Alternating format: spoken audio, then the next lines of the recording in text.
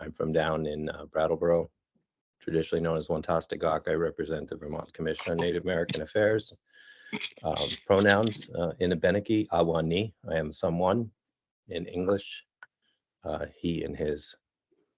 I am grateful, ndalamizi, for all of my relations, ndalongo momek, and that I am with family. And it's good to be here with all of you. And I will pass to, let's see here. How about Dave Pelletier? Thank you. Good morning. I'm Dave Pelletier with the Agency of Transportation, he, him pronouns, and I intended to be there in person today, but as you can tell, I have a bit of a cold and I didn't want to be that person in the room sneezing and coughing. So I feel well enough to participate, but just wanted to respect the space. And oh boy, I'm just gonna say this is. I'm just gonna say I'm grateful for water, despite the fact that it sometimes is a little too present for us right now. As I hear that my wife is heading home from school because of a flood watch, and roads are already having issues out there, but we have plentiful water, and I retain gratitude for that. Thank you.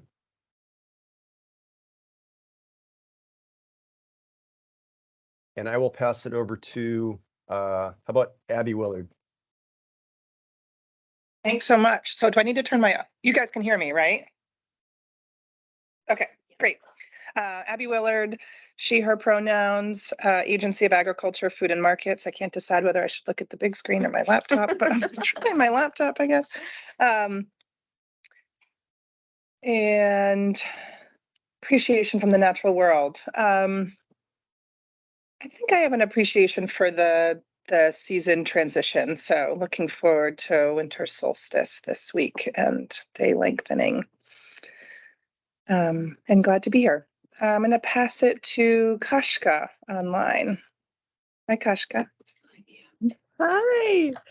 Hi, Abby. Well, I'm 𝐃𝐞𝐞𝐜𝐞𝐜, and I was part of the Just Transition subcommittee for many years and for a few years. And then right now I am part of the team for the Consensus Building Institute, doing engagement and outreach for the Climate Action Office, and working also with the EJ team as well. And thank you for having me. I really wanted to be there in person as well, but just wanted to spread something like holiday cheer and not what I'm experiencing right now. And what I'm grateful for is during this time when it's so dark and gloomy for so many months, I love when the sun peeks through and you just feel that sunshine on your face. That's what I'm grateful for. It always makes me smile. So thanks for having me. Oh, and I'm going to popcorn over to Claire. Thanks, 𝐃𝐞𝐜𝐞𝐜. Hi, everyone. Claire McElveny. I use she, her pronouns. I'm a data and equity policy manager with the Department of Public Service, so on the Interagency Committee. It's somewhat related to Dave. I'll say I'm feeling some complex emotions about the natural world today, particularly driving along the Winooski this morning to get here. But I was very grateful for the Saturday morning, my husband and I went out for an early walk and got to watch the sunrise through the forest and experience sort of the snow globe kind of winter wonderland before it all melted today. So I was very grateful for that. And I'll pass it to, I don't know, it's like hard to know, but I'll pass it to Jennifer. She's technically sitting next to me.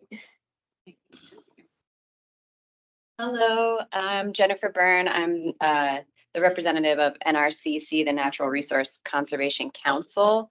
I'm from one of the conservation districts here in Vermont, and I sit on the EJ Advisory Council. I am grateful for the abundance of nature. I think we've all been kind of touching on that a little bit, but I am grateful for the abundance and recognizing that scarcity is a concept that was introduced to us and doesn't really come naturally. I'll pass it to maybe someone online. Emily? Well, are you here? Yeah, I'm here. Okay. Hi, everybody. I'm Emily Rogers. I work for the Department of Environmental Conservation in the Environmental Assistance Office. And I am assisting today by taking notes. I use she, her pronouns, and I've been really enjoying watching the changing, the shifting of the stars every night that we can see them. And I got new glasses and I can actually see the Little Dipper these days, which is really cool. And I will pass it to Mariana. Thank you, Emily. Hello, everyone. I'm not sure if you can see me. I cannot see myself. Oh, good. See you. You could see all the red that I'm wearing. Good. I don't know where I am in this big screen of people, but I'm very happy to be here. Sorry I couldn't be there in person. Just like everybody else, I had some new issues arising this morning. So thank you, Amy. I use she, her pronouns. I am in the advisory committee. I work for Hunger Free Vermont, doing outreach. And what am I grateful for? I guess I'm grateful for animals this morning. We just adopted a puppy. And I know it is crazy because I had 4 puppies of my own. So adding, yes, 4 puppies like human puppies. So, and a cat. So yeah. So 4 kiddos, a cat, and now a dog. So bring them on. And this puppy comes from Texas. So the poor thing is adjusting to a cold, snowy, and rainy Vermont. So, but he's doing it. So very grateful for the animal world that brings so much need for adjusting and flexibility and acceptance and and cleaning supplies. Yeah. So I'm gonna pass it to Sophie. Me? Yeah, just make sure there wasn't no others. Hi, everyone. My name is Sophie Beltrop, she, her pronouns. I am with the Climate Action Office, which is within the Agency of Natural Resources, working as the Community Engagement and Communications Coordinator. And just harking back to the memory of snow, I feel really grateful that we've had snow so far this year, enough to play in. And Haley, can I pass it to you? I'll pass it to Haley. I keep myself muted, right? Yes. Okay. Hi, everybody. I'm Haley. I use they or AJ if you can. I am the Vermont and New Hampshire State Director with a group called Slingshot. So we're environmental health and justice organizers. And I am neither in the government nor in the advisory council, but I'm here to support however I can. And I am a cross-country skier, so I'm very much looking forward to snow and fresh air and being able to get out and about in the winter. And I will pass it to Emma. Have you gone? Are there other Emmas? Emma already is. I'm Emma Ramirez Richard. I use she, her pronouns. I am a staffer in the Secretary's office at the Agency of Natural Resources, here as a bit of a floater and able to answer any tech issues. I dropped my phone number in the chat a little bit ago. So if you're having tech issues or issues otherwise, I can be your connection there. but yeah, happy to be here and listening in. I'll pass it to, oh, and I'm grateful for good health. Glad to be here in person. Can't forget health as an environmental issue, of course. And I'll pass it to Stephanie. Good morning. My name is Stephanie Bracken. I use she, her pronouns. I'm with the Agency of Natural Resources. I am the communications coordinator for Secretary Moore. I'm here also just as support for the meeting, and I'm going to be assisting with some of the breakout rooms later on. And as far as being grateful, I am grateful for all of the awesome birds that are in my yard every day. I recently got one of those bird buddies, and it takes pictures of the birds and sends them to you on your phone. And it's like my new favorite pastime is watching the cool birds that come and visit my yard every day. So that's what I'm grateful for.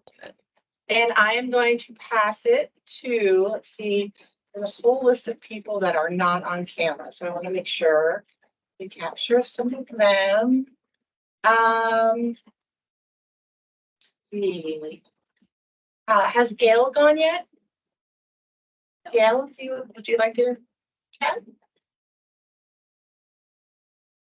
Gail was having some Okay. tech issues. All right. But she just put something in the chat.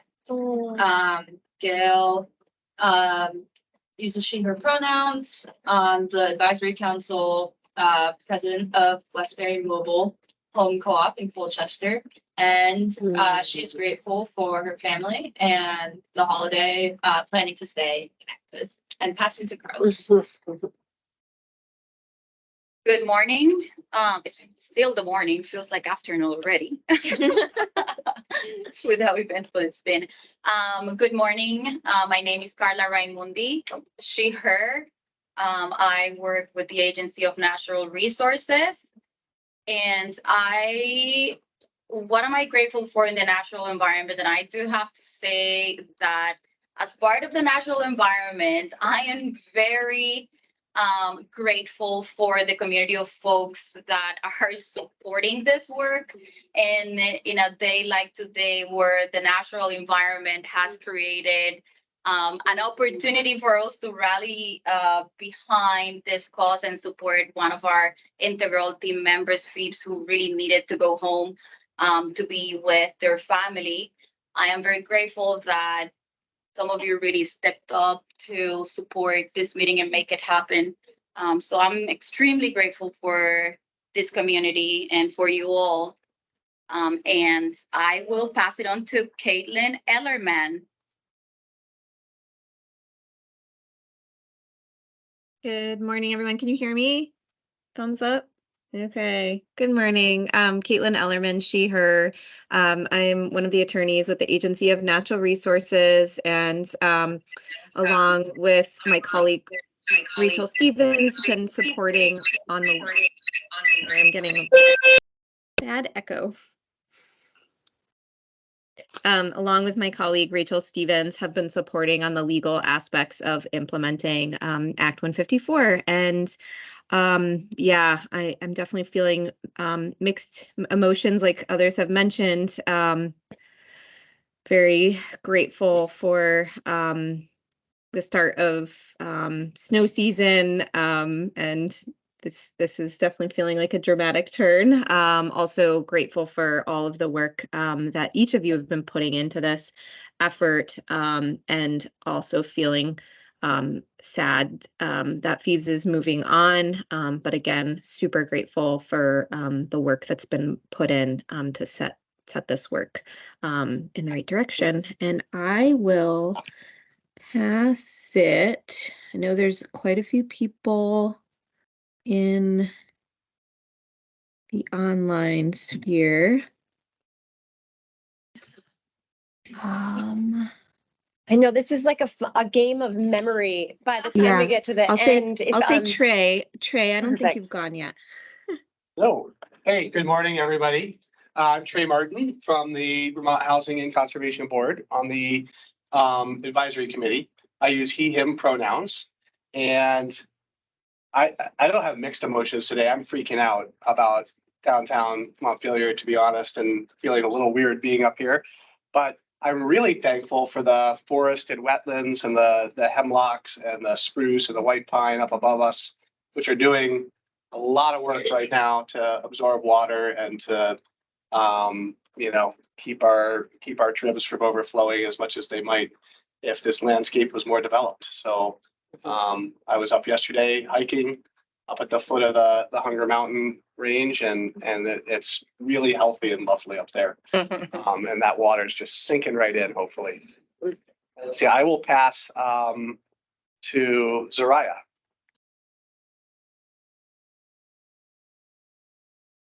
Hi, everyone. Zariah, she, her, municipal representative to the advisory council.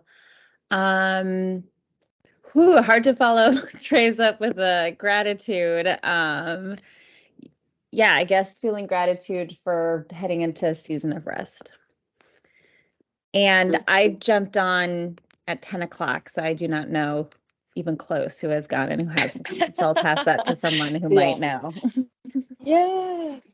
If anyone else who hasn't gone and would like to, if you want to just pop on your mic or speak up or raise a hand.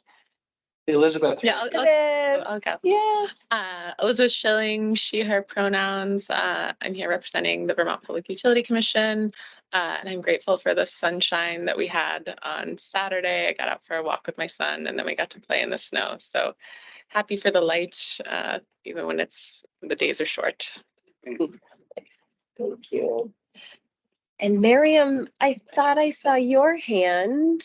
Abby, I've gone. You've gone. Yep. Your memory is not failing. The days are getting longer. Soon. All right. This is Mariam Abbasi. I am originally from Pakistan, and now I am a PhD scholar at University of Vermont starting this January. I am grateful for my 3-year-old son for his existence in my life, because his innocent smile makes my stress go away every day.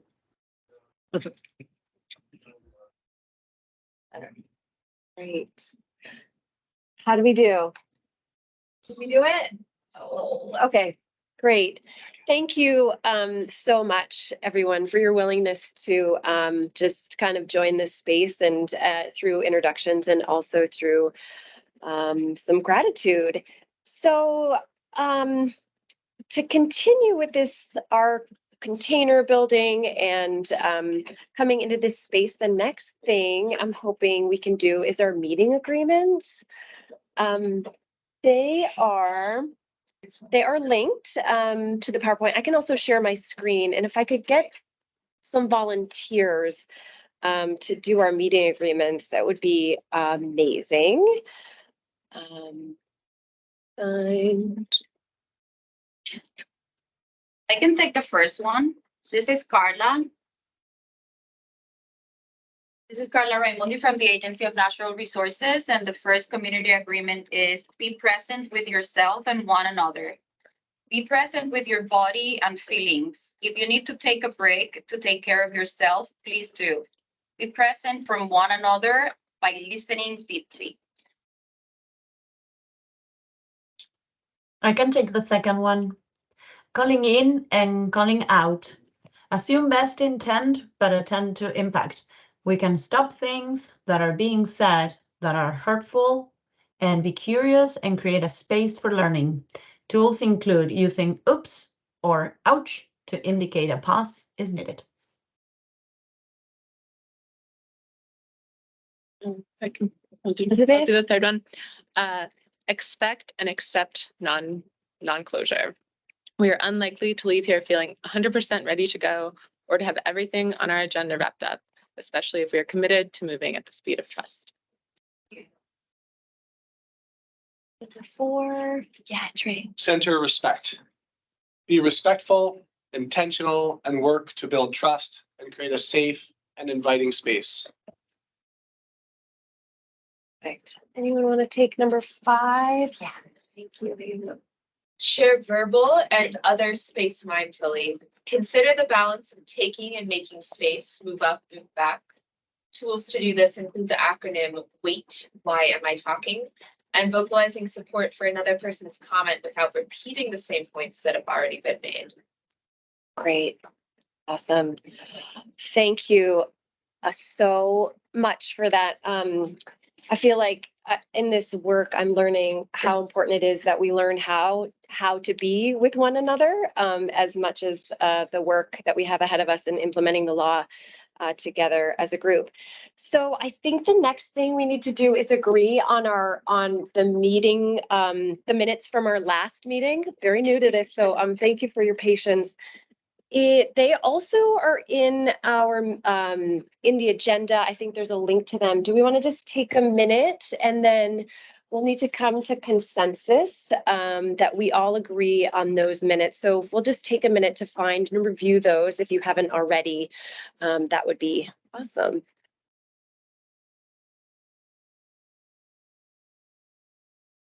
The agenda that's linked in that folder, does it have is blank? Yeah, it is blank, but there's a link to the presentation. If you open it, the agenda is on the second page, and that's a full agenda. Okay.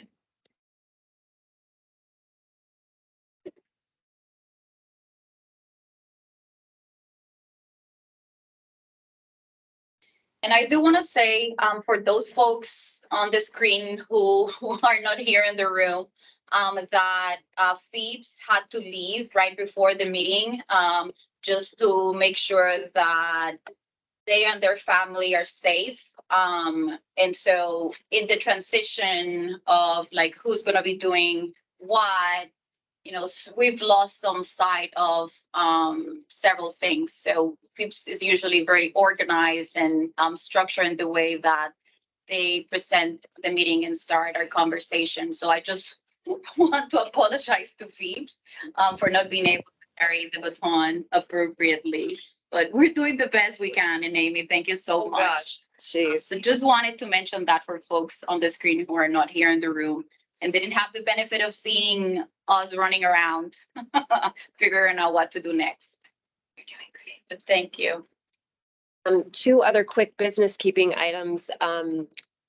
Verbally, I want to announce that the meeting is being recorded. That was put in the chat, but that's something that's usually said earlier. And also, if anyone has any access needs, please do reach out with a note or let us know if there's anything that we can do by way of access needs as well. Okay. So did everyone find, are we ready to accept the minutes from the last meeting? I think Phoebes usually does this with like a thumbs up. You can put a yes in the chat. Some indication that we are all in agreement that these are good. I normally do. Yeah, thumbs up. Those folks online, if you can. Yes, great. Thank you, Gail.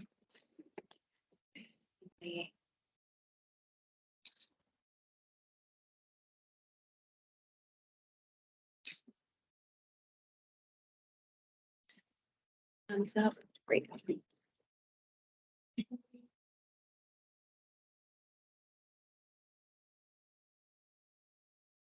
Amy, I'm going to abstain because I was not present. Thank you.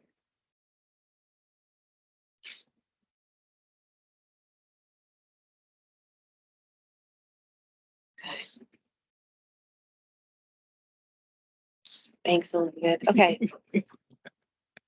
All right. I want to note for the record that there's one abstention, Emily. And then, Carla, it looks like next is public comment.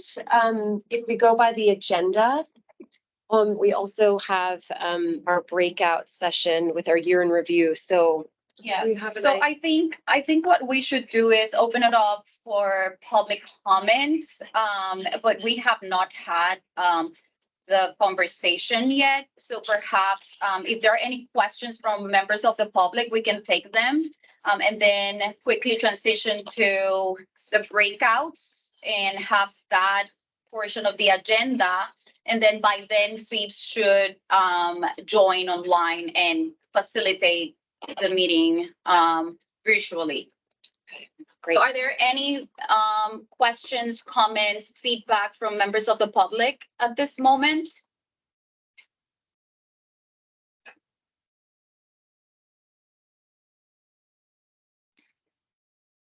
Okay, so there are no comments, right? I'm not missing anything.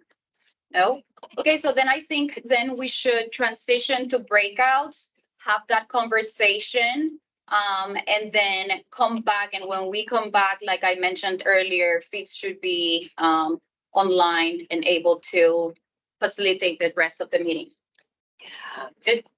Okay, So, yeah, and so for the breakout, in the PowerPoint, there is some guiding documents and prompts, but the purpose of this session is for us in small groups to talk about lessons learned and goals for the next year. And we'll have about 20 minutes for this and then be able to come back and report out to each other.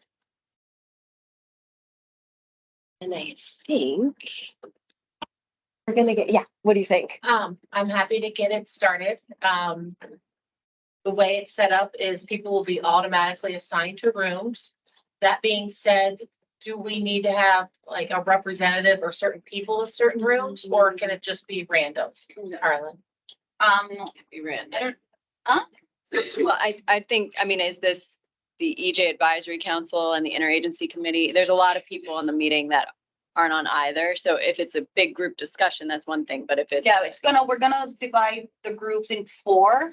And then the conversation should be had, privileging those who are members of the bodies. But the question I think is with regards to the technical support. No, the question is can the assignment to the rooms Be at random. completely random, or do they need to be separated into specific groups? Or is there supposed to be like somebody helping facilitate in each, like, I don't know. how you Yeah, want- no. So No, just it could be random. Yeah. completely random. But what about in person? Like, are we Well- going to be participating virtually? We'll break up in person, folks. We'll break up in a second. Okay, Yeah, got it. There are so few advisory council members online that they should be able to talk to each other. That's something that we're really missing. It's like actually being able to talk to each other as a council. Yeah. It's very rare that we get the chance. So that would mean then putting the advisory council members together. So I would need to know. who those people are. I have a list. Okay. I'm not sure. And I can tell you too, who they are. It's crazy. Okay.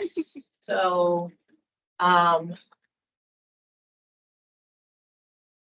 We'll just need a second. I'm gonna need about 2 minutes to get it sorted out, because now I have to move people from Great. rooms. Yeah. Feel free to get a drink of water, get up and move, do whatever you need to take care of yourself. Should we leave the online room if we're here? Well, you mean mute us? I just meaning from like the assignment standpoint. Like if we're, I think it'd be helpful if we left. Stephanie, if we all left. yeah. Otherwise, how is she gonna know who's? I can't Oh, hear you you that mean- far away with the air handling, everybody in the room. Logs off. The meeting.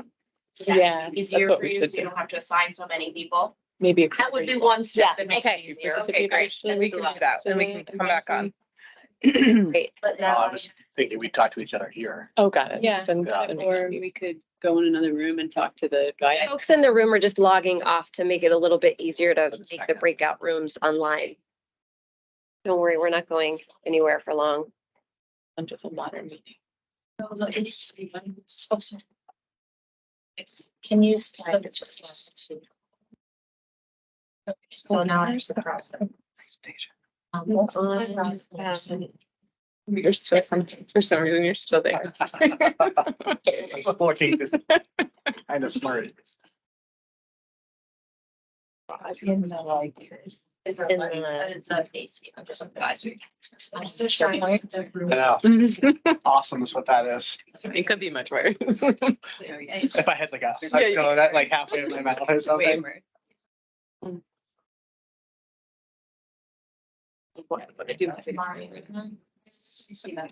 Holger just texted, he said they sent the Roxbury kids home from school. Yes. today. The roads are meant to flood down that way. Yeah, He that, said he's worried about Turtle Island because there was a lot of standing water in the way on the roads today.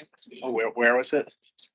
Between, Here in Roxbury. no, between our house and Turtle Island. Oh. I think probably Elm Street is starting to get standing water. Okay, I have to go then. If If you have any- flooding, I have to get a car. Have anyone in the neighborhood you could. Thank you. Heck, Mhm. I'm just gonna call my son is at the house. Yeah, there you go. He's like, he's not gonna know, he's like chess online or something. No. Amy. Yeah. I think, I don't. Oh, okay. Get back home. Okay, Yeah, my husband said the water on the roads. So you need to get across the bridge too. It's not like, I think it's probably more of a concern on like, on Elm Street. Okay, well, that's right next to my house, so I gotta get Like, there. yeah. Naturally, weather. Yes. Okay, I'm glad you came for a second. Thank you. To be continued. To be continued, Yeah. and I will get online as Thankfully. soon as I can when I Yeah. get there. Okay. Let us, are you okay? Yeah, I think I'm fine. It was, my husband texted, he's worried that our son's daycare is going to close because there's a lot of standing water on the roads. But I think that like my drive home will be okay. Okay. I don't know. It's definitely. You're gonna get on the highway from here, right? I think I'm going to, I came up, like going by whatever wells and all the way up through Barry, like the back. But yeah, I'll take the highway back. I should be okay. Okay, I don't even know which way. I don't know who's, actually, if I don't have power when I get there or something like that, I'll try to. You can email me. Oh, yeah, I can probably email from my phone. All right, so I'll email one of the three of you whose emails. I have Jennifer's email and I have. Got the grant? For the farm to plate. Oh my God, I saw your email. You said. Nice to see you Hi, good briefly. to see you. I hope everything's okay at your house. Sorry. No. Again, it's not overly dramatic, but I just. Yeah. You want to be. It was pretty bad when I got here super free. I was driving at the amount of people.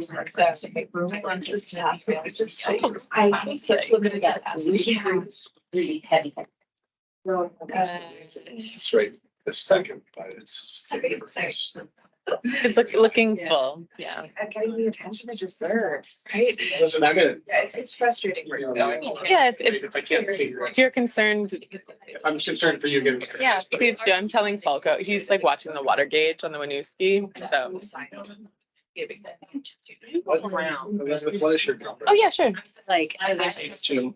No, actually, it's 443. It's a Maryland number from back in the day. 443-235. Now I have to go back. 6424. And then you have to spend time. Like, moving that and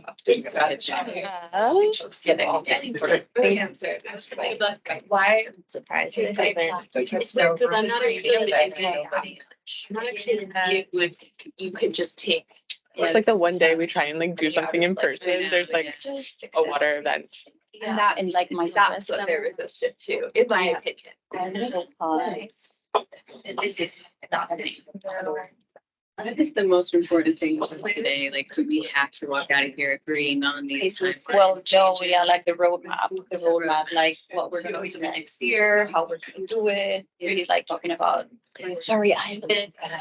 Yeah, all the questions that we have, yeah. Exactly, just because that's actually what we're gonna do to inform whether we're getting a facilitation contract or not.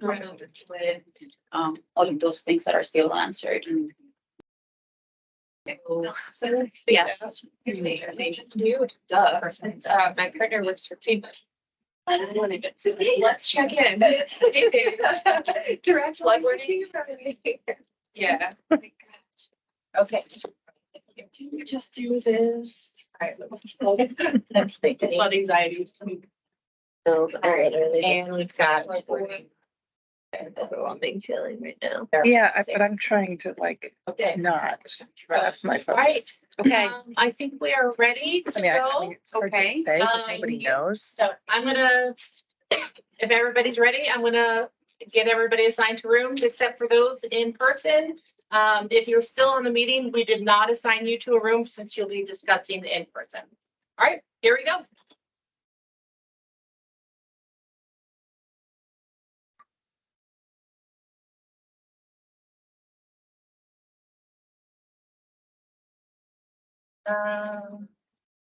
Should we just meeting as one large group in here? No, I think it would be, There we go. I think we should break up into a couple of small Okay. groups in the room. Is the room muted? They're in breakout rooms. What? It's okay. We can mute the room, can't we? Does it? We can move the matter? room. Here we go. Yeah. Okay. Can you just push the button on the top? Yes. Am I in the wrong place? Or in the right place? Mm.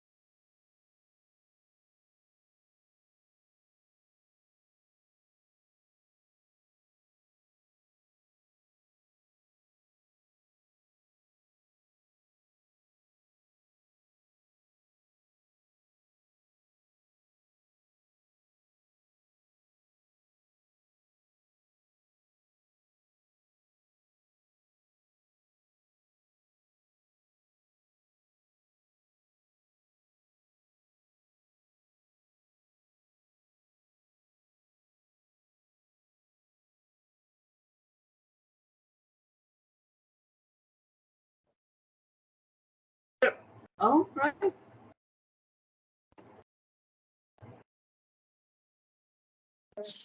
Welcome back.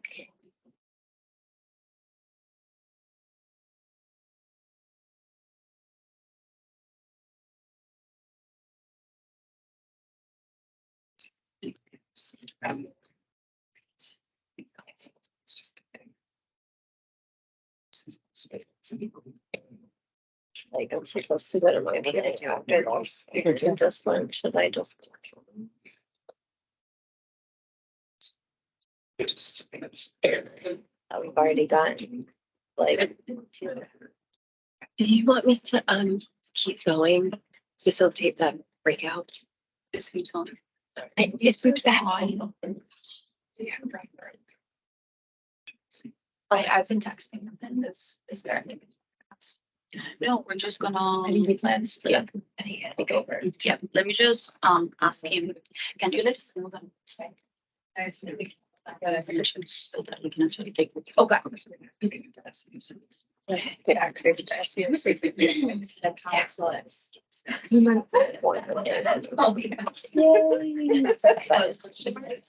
Thank you so much. Hi, Phoebe.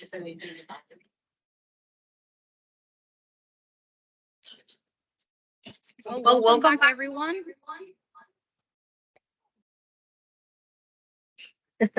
Welcome back, everyone.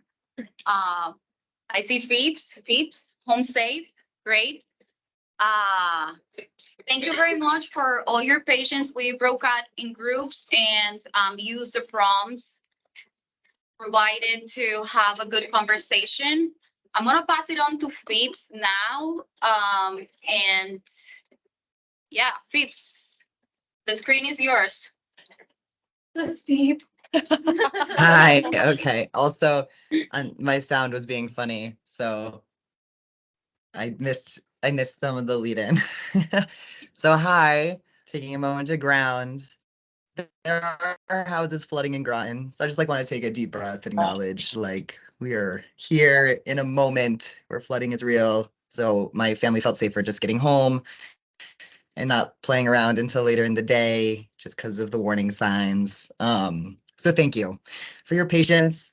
And it's just a little reminder of why we're all here in the first place. Yeah, so thank you so much, Carla and Amy and Megan and Stephanie and Emma and everybody who is very lovingly supportive in the transition. And to many of the folks online, I imagine weather has impacted other folks as well. So anyway, just sending well wishes to everybody. Hope everyone's safe and dry. So I know you all were just in breakout groups. I would love to just whatever prompts were taken into the breakout room, if you want, or if there's just a little update anybody wants to give on where you were at when going into the breakout rooms, and then report outs if that was the next plan would be beautiful. And then we can just work with the time we have left. So who wants to go from ours? Oh, the report out? Yeah, like a report out. I'm happy to do it. Yeah. Should our group go first? Okay, I'm happy to report out for the room that met in person. Briefly, we talked about important accomplishments being the community engagement principles development, and just real appreciation both to you, Phoebes, and Alex for sort of helping those documents kind of come to fruition. A beginning of relationship building between the interagency and the advisory council felt like a big success of having some meetings together, beginning to level set expectations and getting to know one another. And outside of our group, just this recognition within our agencies and departments that EJ is here and things are happening and things are starting to take hold. Around significant challenges. Am I supposed to go through all three? Am I following the right prompt here? Mm-hmm. Yes. Okay. So significant challenges, just thinking about the timelines and the capacity, the lack of consistency as different agencies and departments are kind of launching into this and trying to navigate it, sometimes feeling a little bit individualized in their efforts and you know, a yearning for systems to create long-term success. And just, I think, a general acknowledgement that while we're in the beginning phases of building relationship between interagency and advisory council members, that we haven't had sufficient time to like truly kind of foster those true relationships. Things to do to strengthen in the next year. We talked about, you know, really looking at the buddy system and ways to have continued engagement and communication between the interagency and advisory council. Thinking about capacity expansion, both at the agency and department level, and you know, tech support for advancing and internalizing the work collectively. Maybe doing a roadshow about why EJ and this work matters, and a shared responsibility for some discussion with legislators, both from within the Agency of Natural Resources, but others as well. And then I think the last note that I took, and I may have missed something, but you know, starting to build support for policymaker appreciation for this work and specifically community engagement efforts. Did I miss anything significant? You did an amazing. Okay, great. Thank So you. that was our group.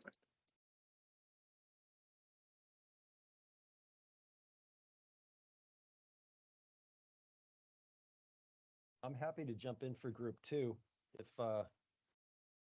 if now's a good time.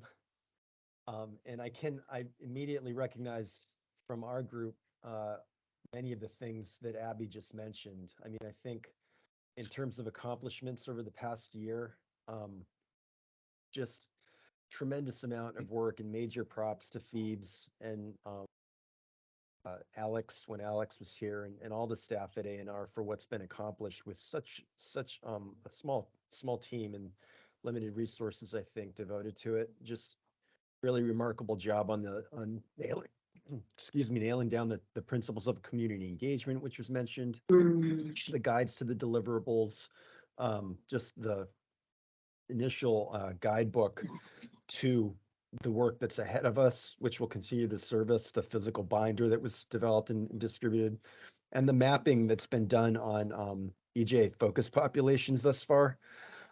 Excuse me. This is why I didn't join you in person today. Anyways, all of those accomplishments have just, I think, been remarkable. And the challenges, I think the challenge is truly capacity. I mean, just having the continued staffing levels, or having the staffing levels and continuity, in particular at the Agency of Natural Resources, to be able to roll this thing out is really, really so important. And so, you know, I think the vision looking forward that our group wanted to just put forth is just that those staffing levels are appropriate and kind of solidified and made foundational and long lasting to move the work forward and advance the work in a stable and kind of steady way. And I guess the last thing that I just mentioned, circling back to the accomplishment, I mean, all of the meeting time that has been accomplished, and the relationship building in the two groups that are meeting here today, really, I think warrants acknowledgement. So with that, I will stop my coffee kind of cold rambling and pass it off to someone else. Thanks.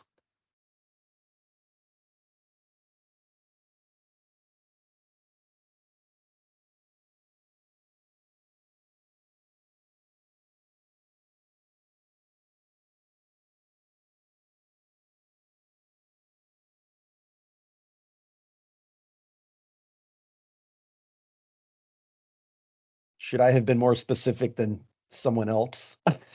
Or is there no one named someone else in this group? Yeah, I think there were maybe 2 more virtual groups, or 3 more? Is there 4 total groups? I see a hand, Soraya, thanks. Yeah, I don't know how much we both specifically, specifically maybe one of us expressed a lot of hope for what could be. We also expressed a lot of frustration, especially around the retention of the EJ coordinators and how we feel like we maybe need to look a little bit higher up the chain at A&R to make sure that A&R is creating an environment and accommodations so that we can retain our coordinators, because otherwise we feel pretty stymied in our work, especially since we're not doing this as part of our day-to-day jobs. And that and just some thoughts for next year, that as there was a lot of goodwill to do some reflective work across the country and also in Vermont, that as that momentum is maybe less likely, given both the reduction in federal funds and also just efforts not producing the desired results, what we're going to do, what that means for our work for the next year, and how to continue to keep that momentum. And if that didn't capture anybody's thoughts, please do jump in.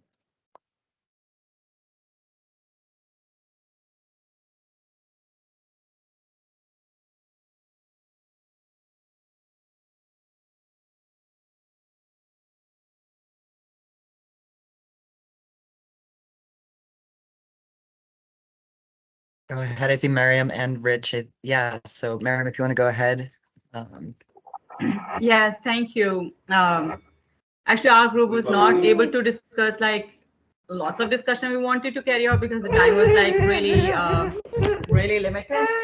But of course, the rest of the points we wanted to reflect upon and discuss and would like to take it up in the year 2024.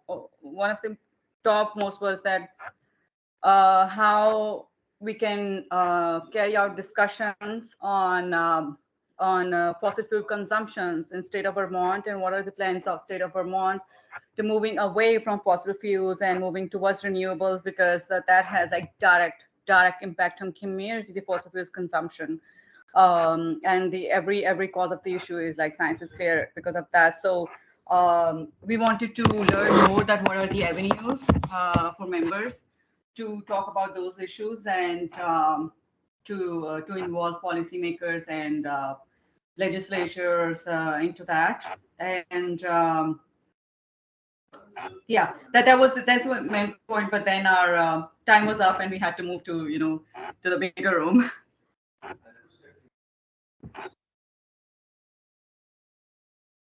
Thanks for that, Miriam. Go for it, Rich. Wuli Phoebes, good to see you here. I just want to sort of echo and build on top of what Soraya said and Miriam was bringing up as well, that our group has a strong perception that it has been a very bumpy start, and we are wanting to affirm the will to do this work in a helpful manner, a meaningful manner, an intentional manner. It's clear that this has been long delayed. There is a lot of institutional inertia, and it's not going to get easier. Across the country, the desire and the ability to do this kind of work is going to become more challenging, just because of where political winds are. And if Vermont can't do this, nobody can do this. I mean, come on, folks. I have a great deal of faith in this little tiny place, in this landscape, and we have good people here. So I hope we can continue. I want to do that. I want to do that with you. So thank you.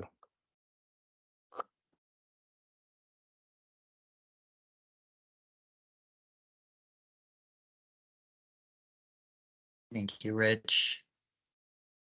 Other folks? Other groups? This is Gretel. I can hop on and share quickly what group 3 talked about. I do have some construction going on outside, so apologies for any extra noise.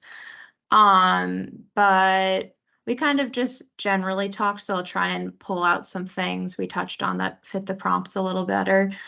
But one thing we talked about was just kind of like, although it, like Rich said, it has been a very bumpy start, but having the opportunity to get started and having a place where we can start building trust and the relationships that will be critical to getting this moving forward. And something we also touched on was the contributions we've had from members from the public. I personally have found that very valuable, and it has been promising to see so many people, well, some people coming in and sharing, you know, what this will mean for them going forward. And I think continuing to encourage that public engagement will be really important moving forward. And in terms of challenges, one thing we kind of just talked about generally and in many different ways was time, you know, scheduling and finding time to bring everyone together and people finding time to make time for this work, and how systems can fall short for certain people and how we can kind of adjust to make sure that doesn't happen moving forward. And then kind of moving forward, our vision for the future was just kind of continuing to have space to build trust and these relationships, because, you know, we're kind of just getting started. So making sure that, you know, we are able to continue to move forward. And then also one thing we talked about was just kind of having a central place to keep track of everything that's going on and making sure that that's accessible to all people. So yeah, thank you.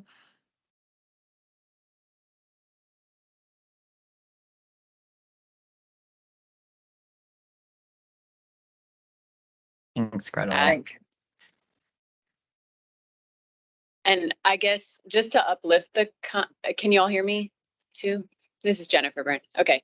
Yeah, just to uplift the comment in the chat, which isn't on our screen, but it was from Mariana, to add that we also discussed if, you know, definitely not putting Phoebes on the spot at all, but if there were accommodations that need to be made, I mean, I understand the desire to have a full-time person in these positions. I get that from the agency perspective.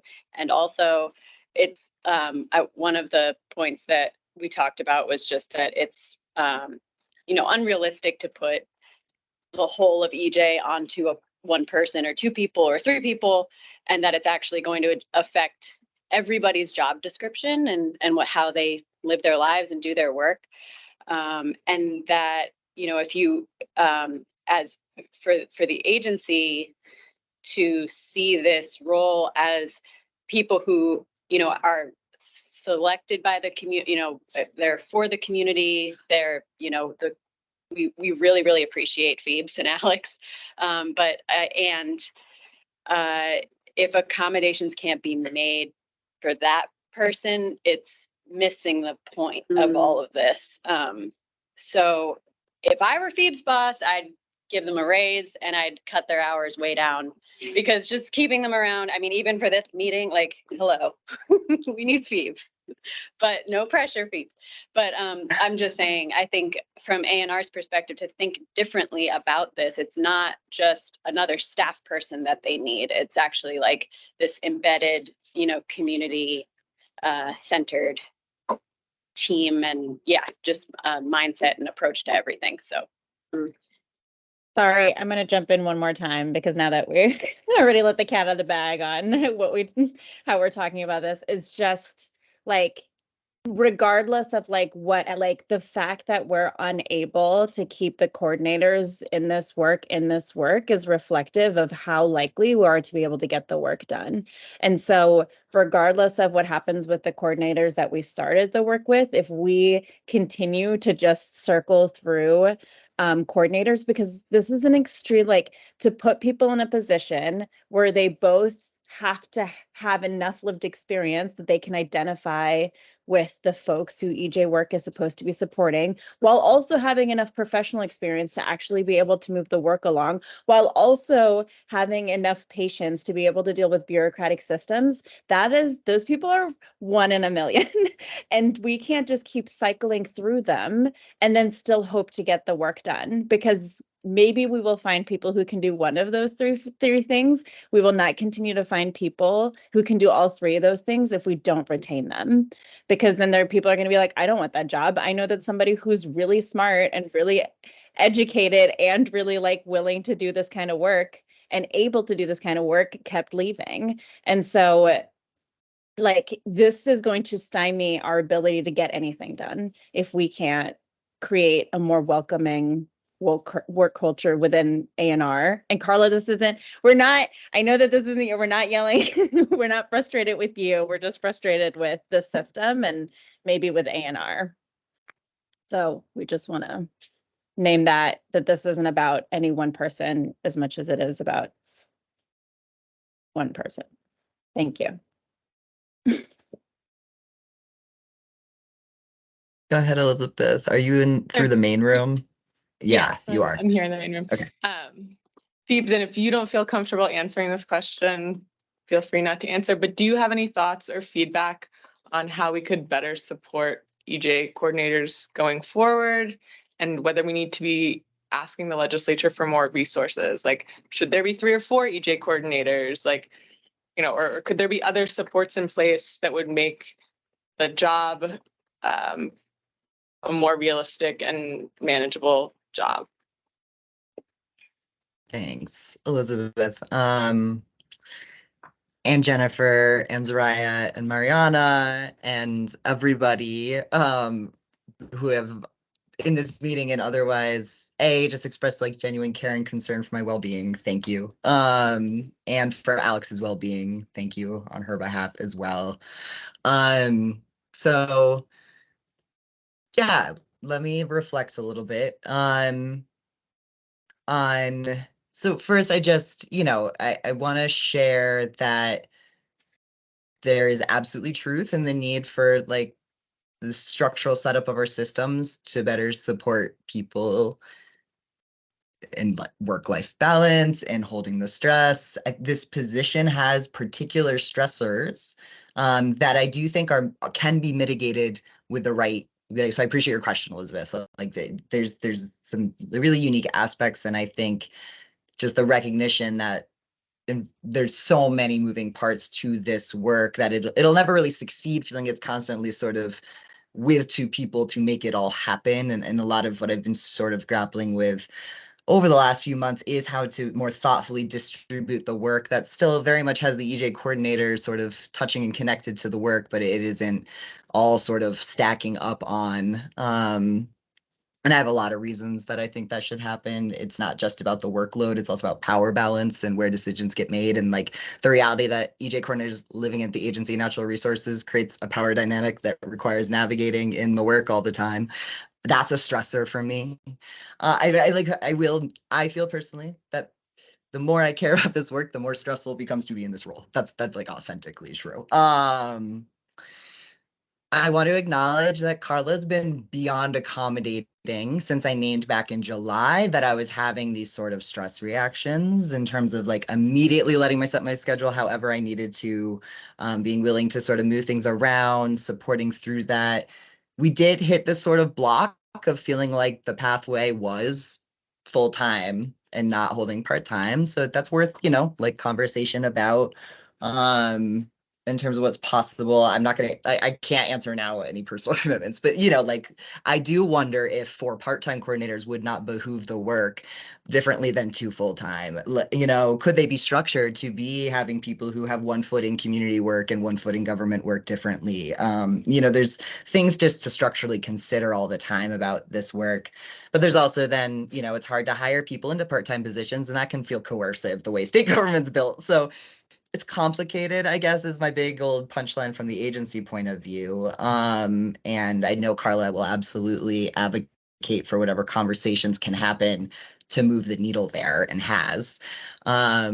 And she also had found a pathway for me to stay part-time while hiring on a new person to replace me. And I personally chose not to continue in that path for my own personal reasons. But I do want to acknowledge that Carla went to HR, found that pathway, and tried to do everything she could to make the transition for all of you as smooth as possible. And yeah, so there's, and I'm doing a lot of reflecting of just feeling a lot of responsibility to have put myself in this role and then, second guessing my capacity to do that. That's hard, that's frustrating, but what can you do? Hindsight is 2020. So just acknowledge it. I want to acknowledge, like, yes, this sets y'all back, and I'm truly sorry because this work is urgent. Like, I literally feel it with my neighbors down the road flooding, the people who keep the kayaks on their roof right now. Like, the work is incredibly urgent, and pressing. So I just honor everybody's like valid frustration at wanting to create the systems that make the work happen, and stay on track. I guess in terms of agenda moment, I did want to acknowledge that there were sort of two proposals that we sent around and wanted to look at around, can we settle into a sense of appropriately, a sense of sort of timelines to keep the work on track going to the new year so that we have some accountability for ourselves again on due dates. And also a proposal for task groups, which is in a lot of ways meant to be a method for decentralizing sort of decision-making power, I guess, in the process, and creating room for more voices to get heard in small group settings where they can really shine and bring their skills to the table differently than we can in these meetings. So, it's 11:20. We had those two proposals to talk about. I have my little report out on what we did this year that I'm hoping folks maybe reference when y'all did the breakout groups, in which case, great. It's pretty intuitive content. I saw Carla had her hand up at one point. So, and we were originally scheduled for 12:30. We were going to stop at 12 to sort of go into more informal, have some lunch, hang out. But I did, we could maybe just gut check if it's helpful to stay together and stay in conversation for folks who can stay until 12:30.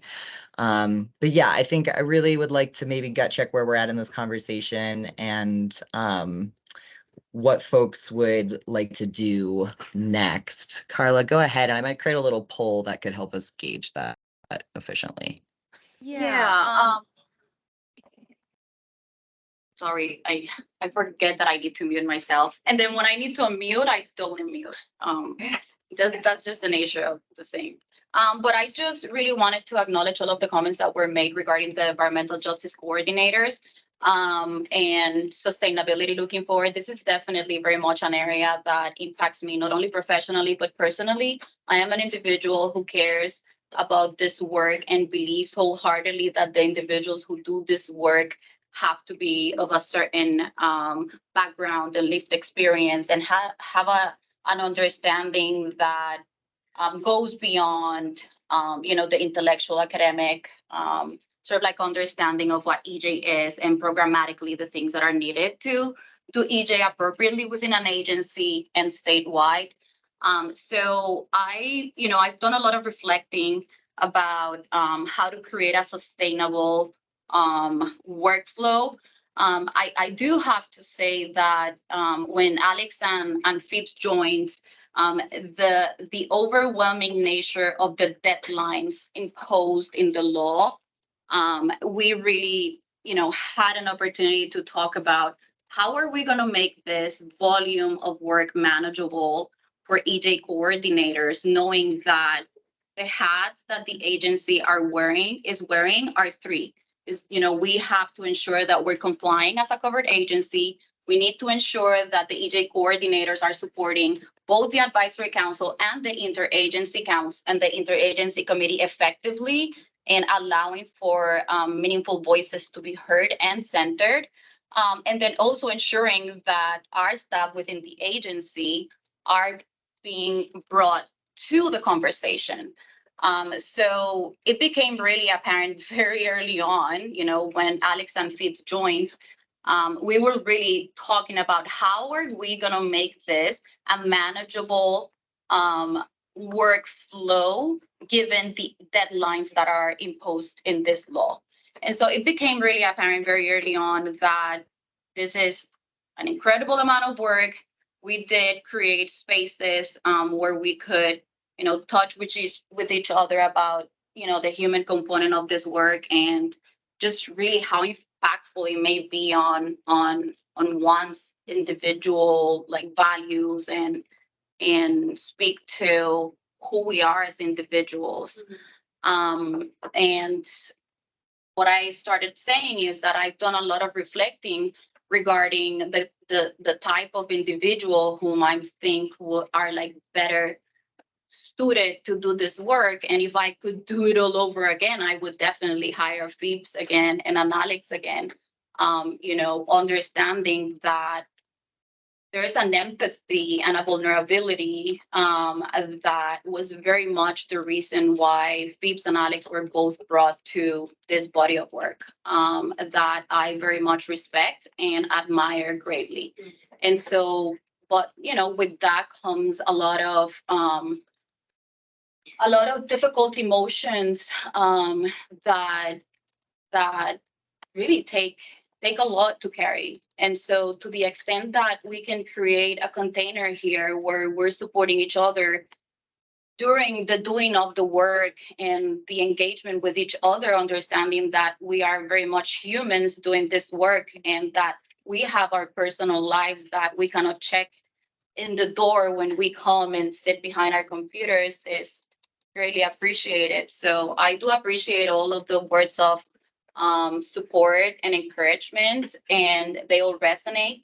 And the other thing too, which Phoebes and I have had a lot of conversations about, is that we are embedded in a system that we're constantly challenging. And so we're doing the work within a system that we believe is fundamentally inequitable. And so in doing this work, there's also that holding of we need to operate within a particular system, which we know creates certain inequities and impacts differently certain individuals, but this is the structure that we're within. And so it's a lot to hold, it's a lot to carry. And so to the extent that we can share those burdens with the rest of you here, I think it does make the difference. It does make the difference. So anyway, I just wanted to say that, and I mean, I've spoken with Phoebes many times. I'm looking forward to continue collaboration and see what the future holds for this work. But I'm confident that with Phoebes' helps actually and others from this group that we're gonna find 2 EJ coordinators that are gonna continue facilitating and help us get this work to where it needs to be. So thank you. Thanks, Carla. I'm gonna launch a poll. Let's see if this works. Should pop up on your screen. Might take a minute to load, asking what you all would like, what each of you individually would like to talk about next, in terms of potential agenda topics that we had. So yeah, if you want to go ahead and just click your top choice and we'll go with what the group comes up with.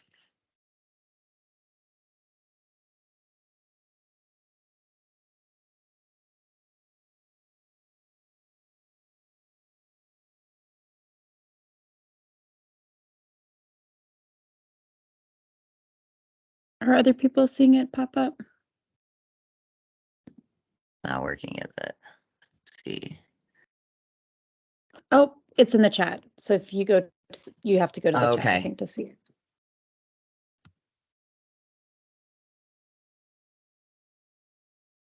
Thank you, Zariah.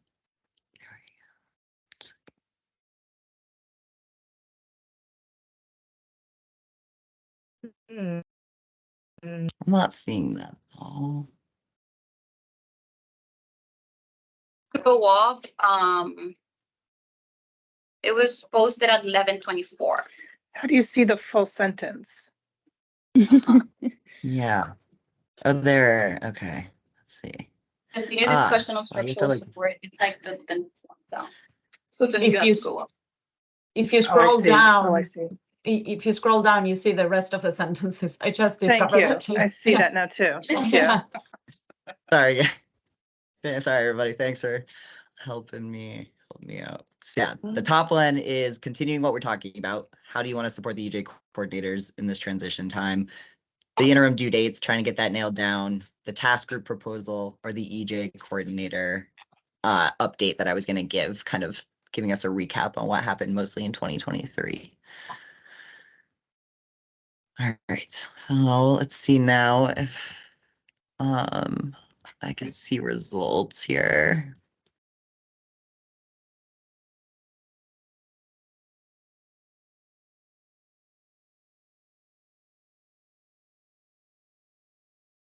There we go. Okay, 82% interim due dates. Let's go for it. So I am going to first I'm going to drop a link. Let's see. Scroll down. Okay. Thanks. Let me just catch up here. All right. So I think what I would like to do is just start the conversation. So you all had time with this in advance, hopefully. So I would like to just first check if there were any concerns from folks in review coming in that you would like to just immediately bring up for us to potentially resolve, or questions, clarifying questions folks had that you would like resolved before we even bother with a temperature check on consensus. So that'd be question one. And then I'm going to pull up the document in the, sorry, just a little, it should be in the link from earlier with the folder.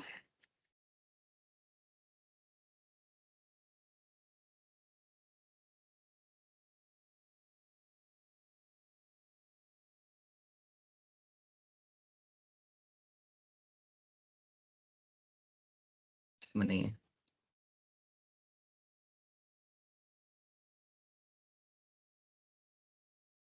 Thank you, Mariana. Let's see. That doesn't want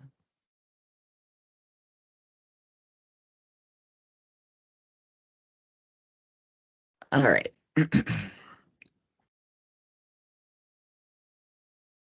So I'm going to drop a link here. There we go. And then I'm going to share my screen. Thanks for your patience. Did the one that I just drop in, does that work for folks?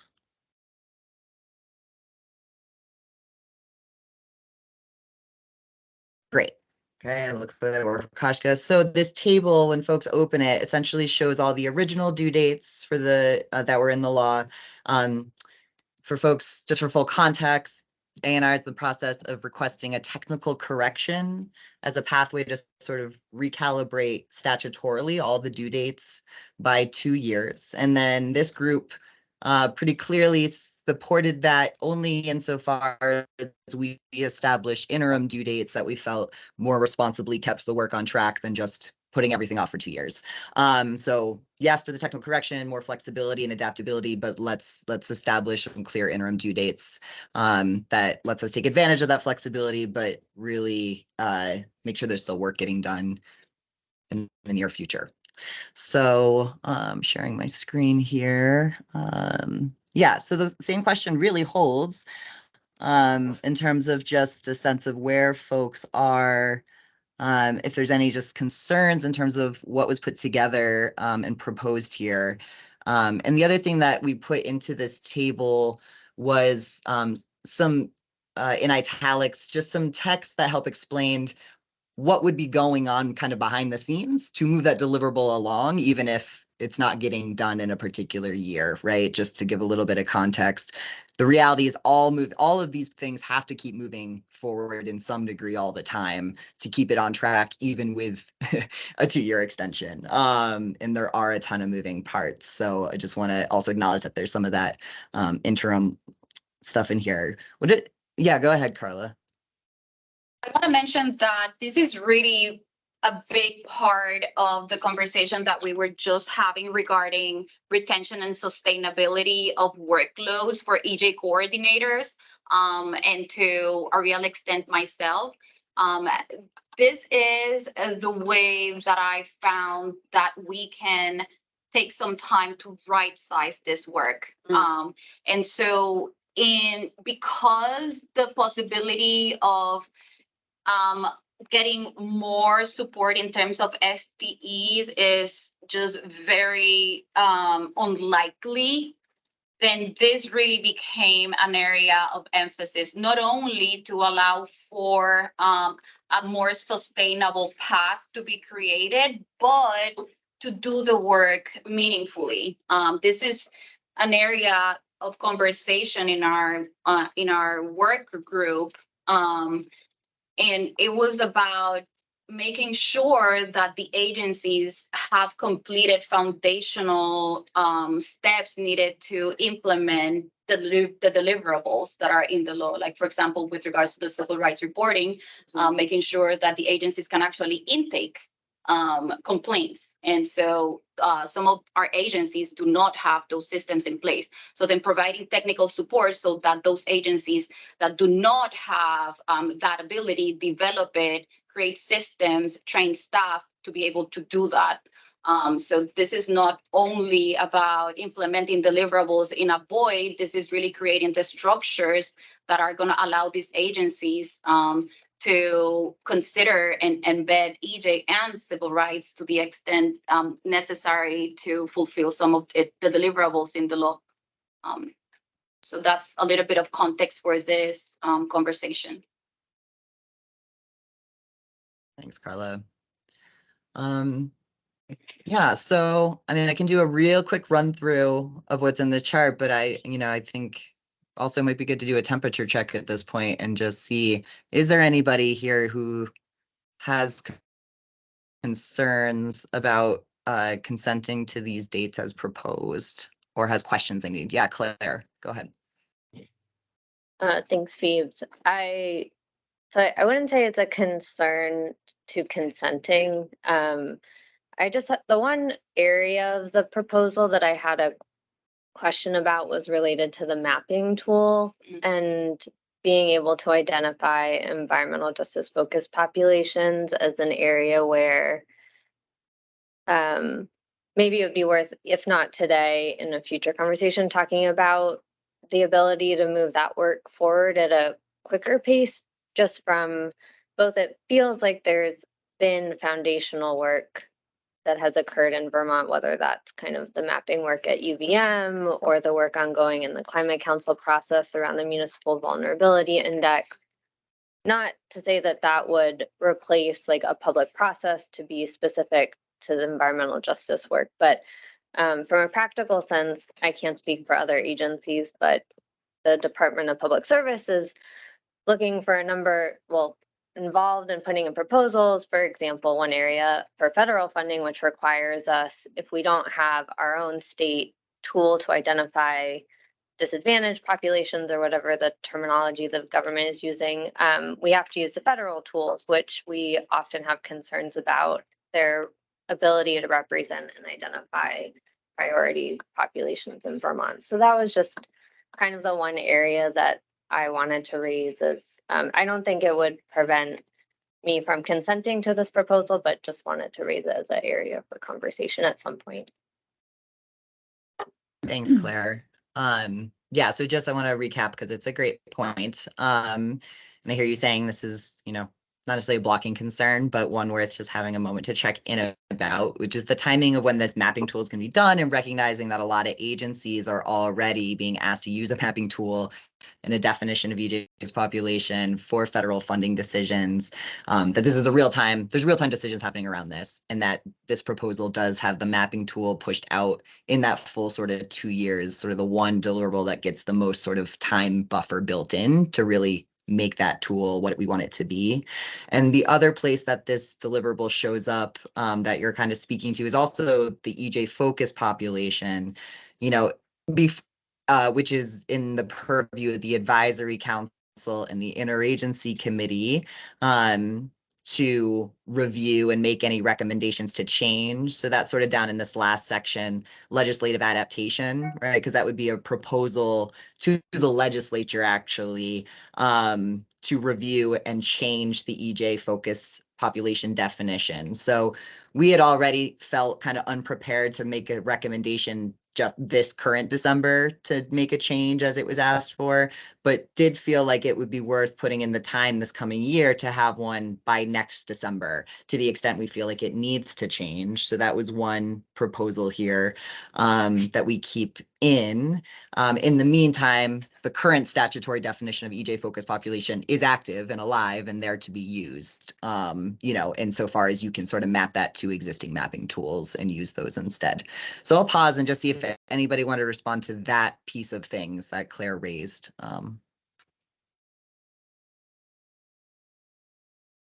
See a hand, if I can tell who it is. I had my hand up and it's in part, yeah, I was trying to find where, and I think I found it. I think it's on page 6. Is that what you're looking at right now? Yeah, that's where EJ focused population definition. Any of the definition changes that would go through a statutory change show up in that last section on page 6. Yep. Yeah. No, I'm glad to see that is still in the earlier years, because that is important. Jennifer, if you could introduce yourself, someone in the chat is happy who's speaking. Yeah, this is Jennifer Byrne, EJ Advisory Council rep for the conservation districts. And my comment isn't really related to that. I take your comment. It's very important. But it's more on the first, the community engagement principles and the education and planning support. I'm still like slightly concerned about just putting it out 2 years. I think it's very doable for us to put out our core principles by July 1st and have a robust public comment. So that's good. I guess I'm kind of wondering what's the thinking behind having the deadline for the principles and the deadline for the actual community engagement plans being the same day and year. Is there like some kind of iteration that happens between? What page are you on? 1.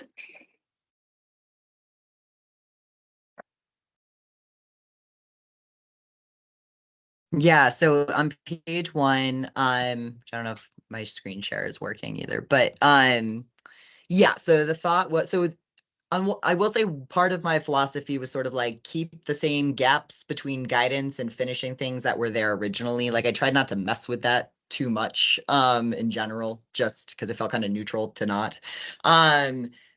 So that said, that always felt like a really long gap to me, kind of 2 years from principles being released to agency plans that, you know, I think what we're speaking to in all this italic text is that could be valuable insofar as we are using the time to really meaningfully direct agencies toward doing this work in really substantive, meaningful ways. For example, you know, truly looking deeply at civil rights practices around certain, you know, just sort of basic accessibility issues as a fundamental aspect to doing community engagement instead of bypassing that, which happens, right? So I think what you know, Carla and I were talking about, what I was really thinking about in putting this proposal together was, I think it would be wise to call for some sort of interim draft within a year in terms of just keeping everyone on track and actually having a chance potentially for agencies to acknowledge where they want to see things happen, but it would be really hard to implement. And then maybe having time to work through some of those issues so that your final plan at that 2-year mark could actually be operationable. So, you know, to me, it's sort of like, again, what do you do with the time between? But that was the thinking behind it. And it's just a proposal. So very open to hearing alternative pathways to approaching it.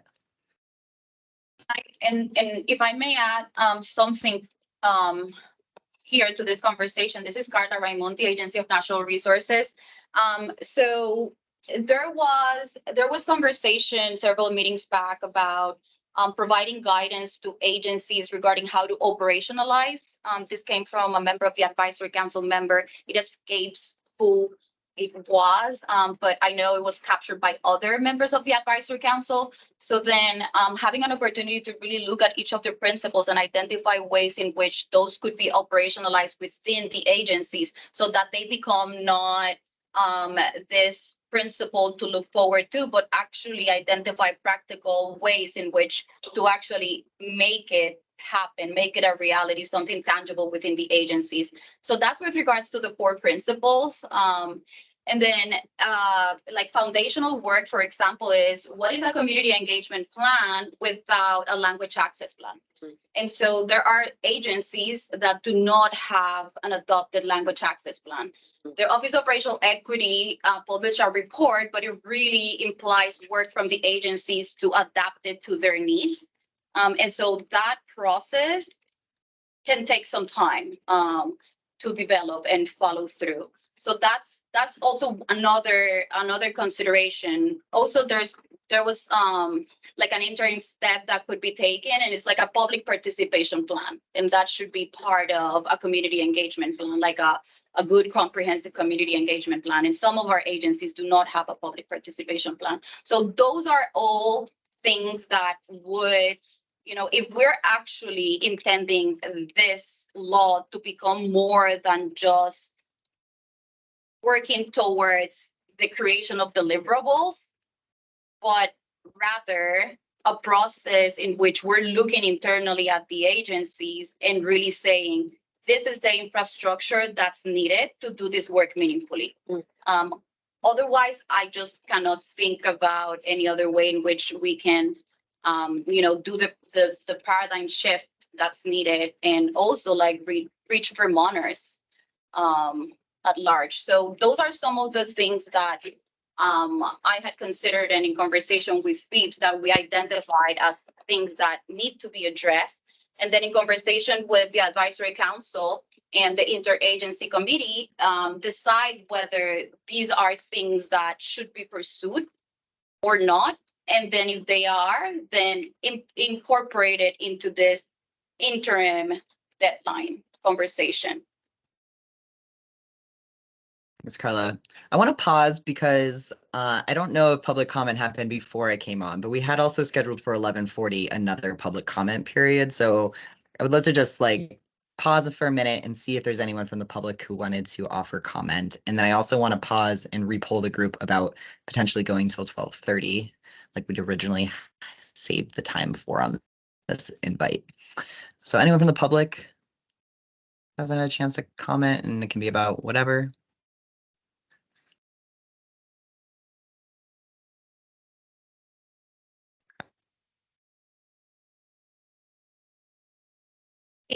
Yes, sorry, I'm not. Haley, and we have 𝐃𝐞𝐜𝐞𝐜. Okay, I'm just gonna scream. I'm just gonna scream. Sorry Want to about sit that. here? No, I could. Yeah. Oh, no, the public comment is just that Munich Solar is bringing lunch at 12 p.m. regardless. So we can, and I have to leave at 12:30, so I can interpret for the chef who's coming to join us to share a little bit about her journey then, and you guys can continue later. But arepas are scheduled to come at 12. So it's whatever you guys want. Thank you. Perfect. Thank you. Great. All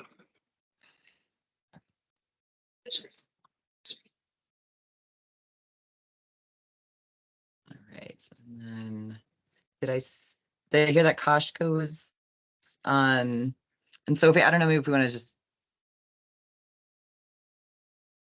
take a minute, but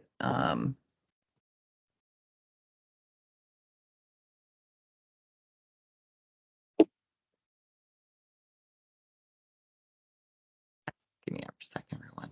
Apologies.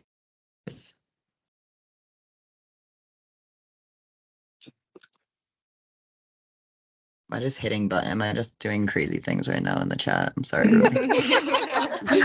I'm just making everything go mayhem, aren't I? How about this? Can folks just thumbs up if you can stay or are willing and able to stay until 12:30 for us to try to wrap up our agenda a little bit more. And we will pause at 12 though for Viva El Sabor to check in.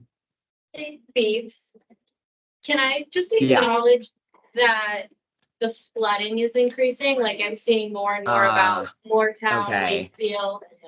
Trey said he had to get his kids to school because of I have to get, or my husband's getting my Then, kid, yeah. but his school's Just, you know, closed. everybody in the room and getting home safely and just Thank you. concerns like the Yeah. longer we stay, the more. So it's hard to focus right now because Yeah, there's like a lot flashing flooding wise. And I think especially for like some of the Montpelier folks, it's kind of July flashback. Yeah. In a not good way. Yeah. Yeah, 100%. Thank you, Megan, for naming that. I 100% understand. It's literally why I messed up the whole first half of the meeting. So 100% appreciate and again respect that need. So yeah, so we'll be done, and these conversations will carry on the way we need to have them carry on. But let's let's first off make sure everybody takes to-go containers with you, and let's wrap up at 12 and see. Yeah, at this point,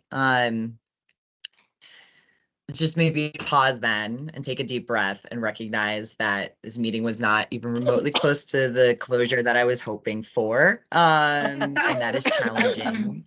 And it's the nature of things. I had hoped that we would sort of end today checking in a little bit about the rhythm and the timelines around 2024, and sort of encouraging some of the smaller task group work to carry forward while giving Carla a little breathing room to hire and onboard folks and sort of nail down the facilitation plan and pick back up the next round of joint meetings of this nature in kind of March or April, but having other touch points with everybody to keep things moving.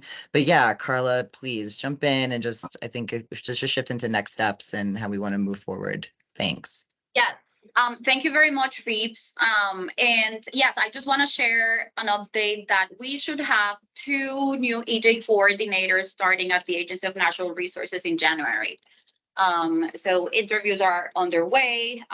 Everyone has been interviewed, and we're in the process of reviewing references. So we should have pre-offers made later next week. So yes, and we should have the new EJ coordinators starting at the agency sometime in January. That's a big deal to be able to move that quickly. It is, yes, a lot of work and support from folks. Thank you so much for being there when you're most needed. Yeah, and I would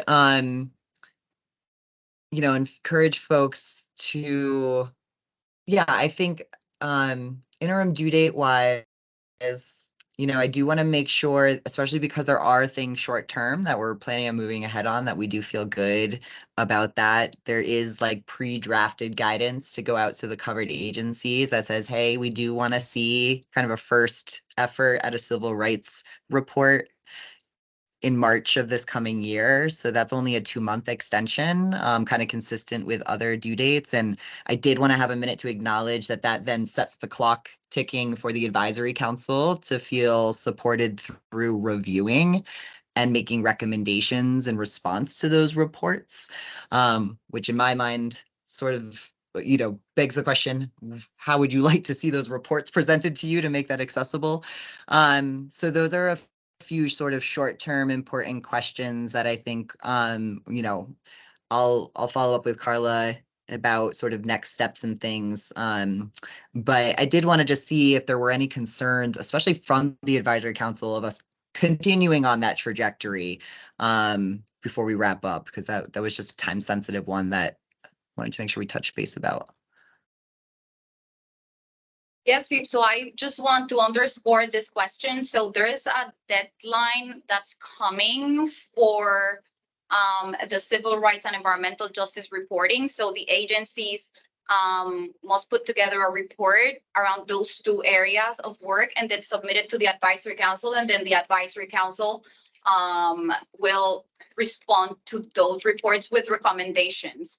So I think there's a twofold question here. Number one is, and I, like Phipps indicated, I am very much interested in hearing from advisory council members whether this works, this timeline works, and then identify next steps to be able to meet that deadline.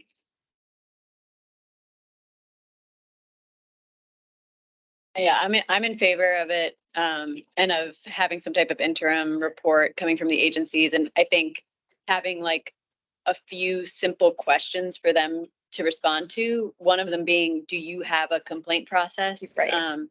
And if they haven't received any complaints and they don't have a complaint process, that's information. If they do, I think I'm pretty sure the law details like actually seeing a copy of the complaints and then how they were resolved if they were resolved. So it could be pretty simple. I think putting out like a 4-question guidance document could probably fill the need for now.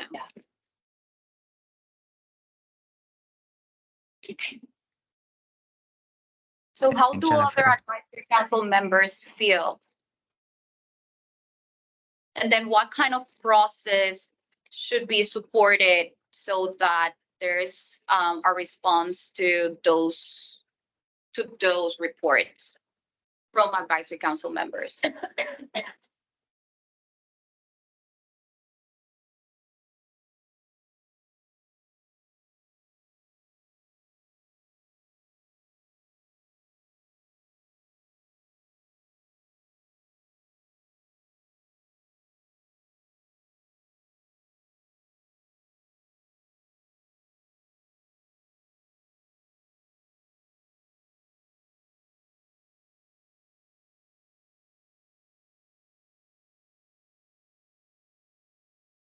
Did they hear? Maybe Phoebes can just. Soraya asked what was the question?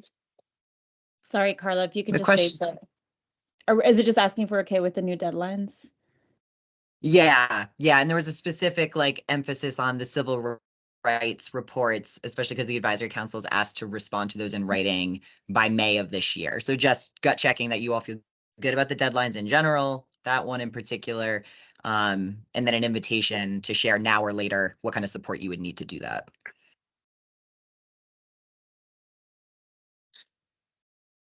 Sorry, I'm thumbs So- up, and then I think just generally, and this is annoying, but like time, just because obviously if something comes up quickly, just, yeah, so I think it's a good start that we've got like everything mapped out in terms of like, this is when we expect to review this is when we expect to review this, so we can set aside some time. And I think that's what I need. And then I'll leave it there. Thank you. Thanks. Miriam? Yeah, for taking comments on reports, in my personal experience, I was like really followed with a lot of other tasks, not particularly to this committee or council, but in general with my job and everything. And I'm sure that is the case for the rest of the members too. What I want to suggest is there a possibility in which Carla and her team can support us? If you like want a comments on a certain report, it will be really helpful if you call a meeting that can be hybrid or online. I mean, I'm okay with online meeting and sort of present that report to us, take our comments right in there and then in the meeting. And that should be effective because and that's my personal opinion and personal feeling, because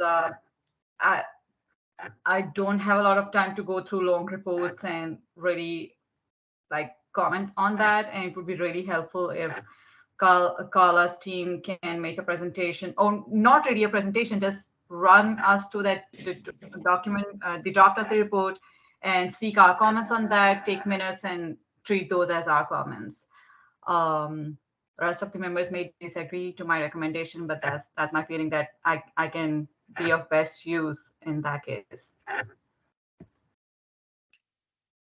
Thank you, Miriam. It's really helpful to get concrete. Just, yeah, this kind of forum would be helpful, just that we're all in the space together, can kind of run through things and give comment that way. So yeah, I think that's something that can be supported.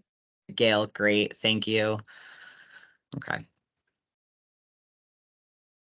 Do we feel like these interim due dates, but you all are empowered also to bring back to the group to revisit down the road if you feel like that's needed, but are at a place that could be adopted now as a starting point to keep things on track moving into 2024? Does anyone feel that, is anyone at this point in a blocking position around adopting these as our first go at interim due dates?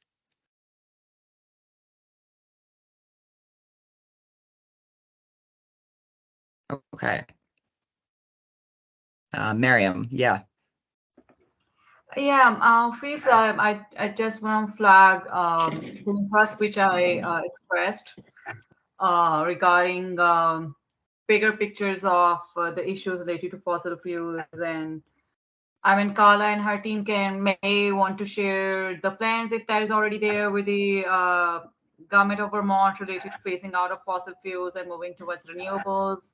I'm sure there would be plan of the government of Vermont, like 5-year plan or 10-year. I don't know how US governments work here, but back in my country, it's like the government has like 5-year plans to, really work on those.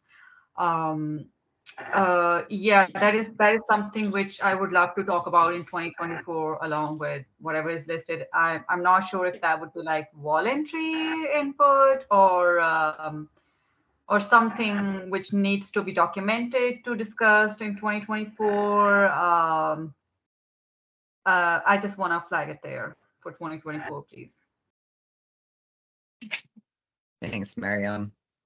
Yeah, I mean, I think a lot of what you're describing is sort of the purview of the Climate Action Office's policy work, which is subject to this law, right? And also has its own sort of vehicle for sort of doing equity reviews and how climate response is happening. So I do want to acknowledge Sophie Veltrop, who's on the call, who is the community engagement coordinator for that work. And so I think this is sort of a call, Sophie, for like, how do we keep this advisory council connected to the climate conversations that are happening in Vermont as the climate action plan gets updated. And Sophie's totally committed to keeping this group up to date with all the sort of update emails she's creating, a newsletter she's creating, public comment opportunities. We invited some of the folks that she's been working with on the ground, Indra and 𝐃𝐞𝐜𝐞𝐜, to be at this meeting to also express their desire to connect the dots between the work of environmental justice and climate action. So I think you're really hitting on an important piece that, our agency is really committed to coordinating. And I think as long as you all feel good about that, we can just automatically include your advisory council emails in those updates. If you need to opt out because it's too much, you could just let Sophie know, but I'll just start there. And yeah, that should help keep everyone in the loop on those really important conversations. So can I add something? Sophie. Just if folks have ideas or desires or requests for how they would like those conversations and interactions to continue and what I can do to best facilitate those, I'd love to hear. I think folks have my contact information, but I'm happy to share it if that would be helpful. Yeah, if you want to put your email in the chat, that'd be great, Sophie. Thank you. Great. Okay. So yeah, 11:59, do we want to attempt the positive affirming consensus to these interim due dates? So that would be either out loud or via emoji or in the chat, or at least very loudly say if you want to be noted as a stand aside. Okay, see thumbs up, thumbs up. Okay, more thumbs up. All right. Wonderful. That's a step. So the question becomes, how does it all get done, right? And then the task group sort of conversations. I'll name that 2 of those task groups are already sort of alive and buzzing. So the fact we didn't get to this is okay. And Mariana has offered to really help sort of connect folks. So Mariana, can folks reach out to you if they'd like to stay more in the, or maybe you can reach out to this group as an invite to whatever first call you want to have around a community engagement conversation? Okay, I'll email Yes. you. Yes, Okay. yes, Vives. We already have an exchange with Sophie and we're planning to meet in January. And we are going to make that, once we decide, we will extend the invitation to anybody. And if anybody already knows that they want to be part of this group, or if anybody is interested in having the initial conversations, please reach out. I'm gonna put my contact, and Sophie's contact is already there. And yeah, we're happy to check things along and keep on moving. Great. Mhm. Thanks, Marietta. Okay. So yeah, it's 12:01. I'd love to say thank you to everyone and sort of formally close out our meeting. And yeah, let folks run and tend to things. And also for folks who can stay, Haley and Stella, thank you so much for being out here. I'd love to pass the floor up to you to talk a little bit about Viva el Sabor and the food today. Yeah, and then folks can disperse at their time. Thank you.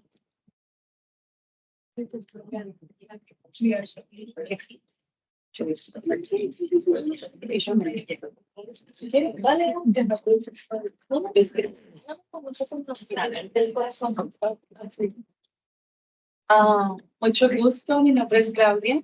Hi, everybody. My name is Claudia. Estoy muy complacida de poder traer pues mis recetas de Colombia para, bueno, una de Colombia y otra de aquí, para que puedan disfrutarla y